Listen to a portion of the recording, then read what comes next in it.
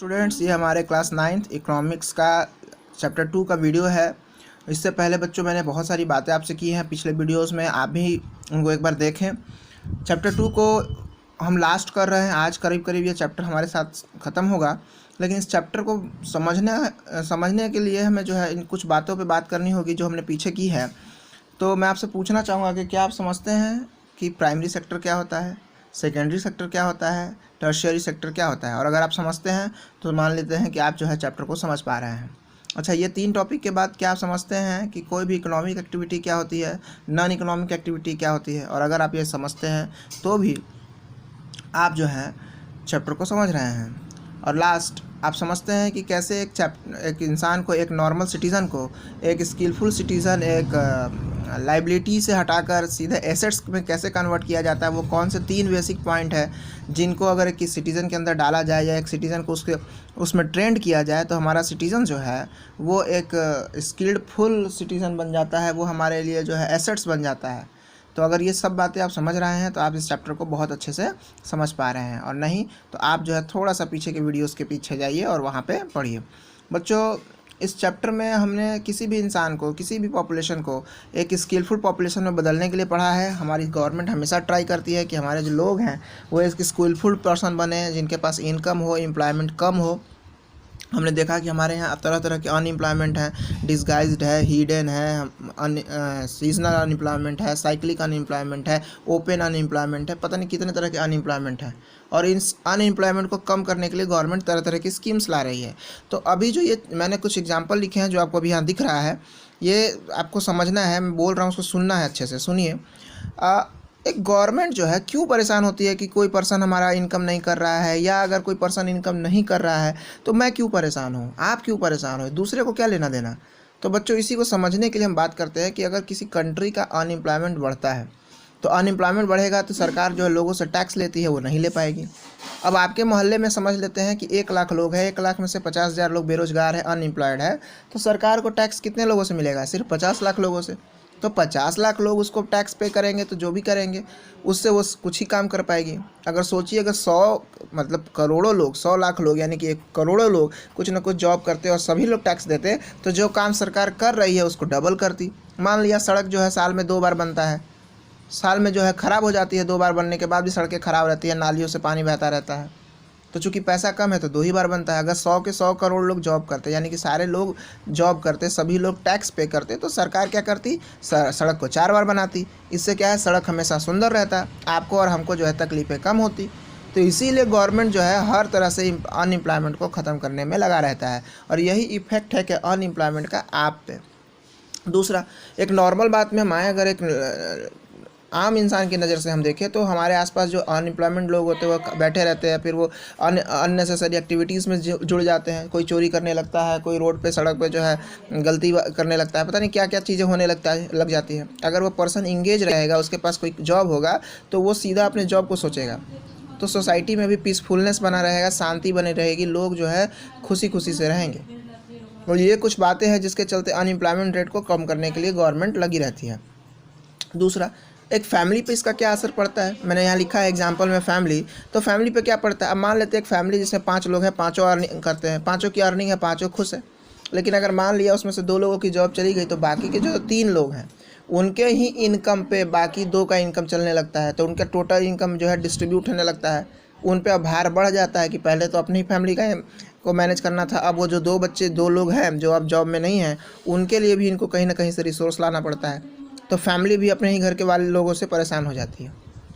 अब हम पढ़ रहे हैं डिस्गाइज या हिडन अनएम्प्लॉयमेंट, जिसमें हमको लगता है कि बहुत ज़्यादा जॉब है, लोग जॉब में इंगेज भी हैं, लेकिन रियलिटी वो होता नहीं है। मैंने पीछे के एग्जाम्पल में कहा था, तो उसका 2 बात छूट गया था। तो बच्चों, 2 बातें जो छूटी थी उसमें मैंने एग्जाम्पल जो छोड़ा था वो था रिक्शा वाला और दूसरा कॉबलर।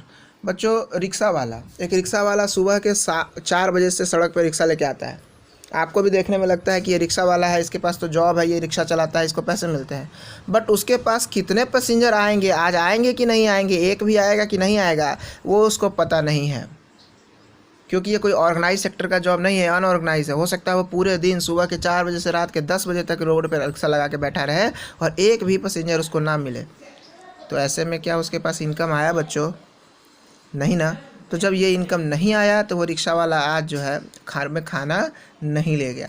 लेकिन आपने क्या सोचा, आपने तो कई बार वहाँ से गुजरा होगा, आप गुजरते हैं, आपकी फैमिली, मैं गुजरता हूँ, सभी गुजरते हैं, तो हमें लगता है ये रिक्शा वाला है, दिन भर रिक्शा चलाता है, ये तो 500-1000 रुपये कमा लेता है। ये ज़रूरी नहीं है।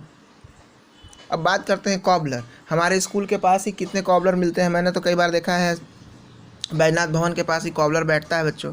पूरे दिन सुबह से लेकर शाम तक बैठने के बाद हो सकता है उसके पास 10 लोग आए हों, किसी दिन 2 ही लोग आते हैं, किसी दिन 50 भी आ जाते हैं।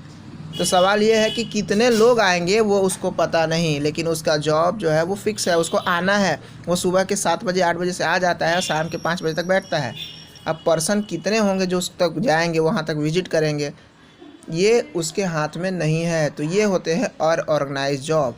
और ये जो हमारा अनएम्प्लॉयमेंट है, हमारे आपको देखने में लगता है ये कॉबलर है, इसके पास तो काम है, ये करता है, लेकिन रियलिटी में उसके पास जो काम है वो इतना कम है या बिल्कुल ना के बराबर है, जिससे वो है अपने घर का खर्चा भी नहीं चला सकता।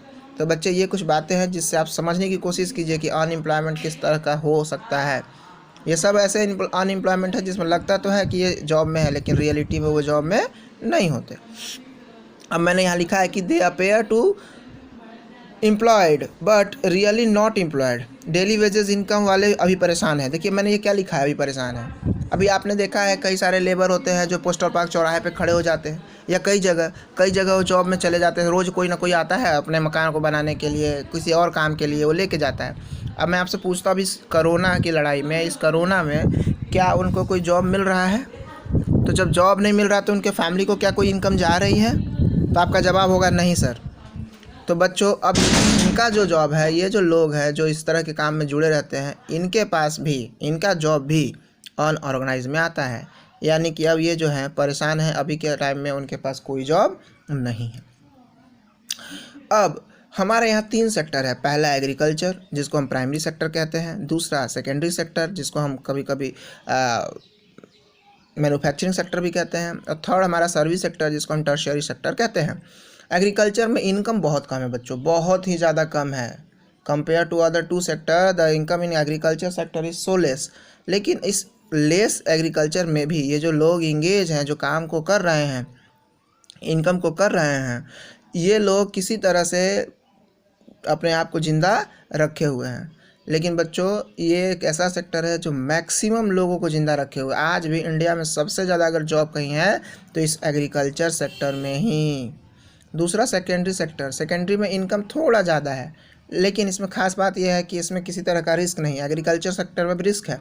अभी कुछ दिन पहले आपने देखा था बारिश हो गई, ये बारिश कितना ज़्यादा नुकसान की है ये एक किसान समझ सकता है, क्योंकि ये जो अनवांटेड या अनसीजनल बारिश जो हुई इसने बहुत ज़्यादा क्रॉप को डिस्ट्रॉय किया है बच्चों।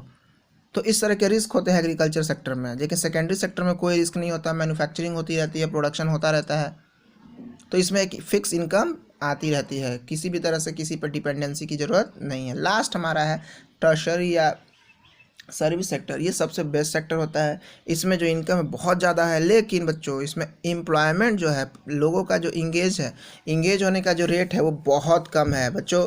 सबसे कम अगर कहीं इंगेजमेंट है तो सबसे कम है जो है आपका जो थर्ड सेक्टर में है। यहाँ जो लोग हैं वो बहुत स्मार्ट होते हैं, बहुत ज़्यादा काम तो नहीं करते, लेकिन उनकी इनकम बहुत ज़्यादा होती है क्योंकि वो दिमाग से काम करते हैं, उनके पास स्किल होता है। तो हम भी इस चैप्टर को पढ़ के यही सीखना चाहते हैं कि हम अपने लोगों को स्किलफुल कैसे बनाएं।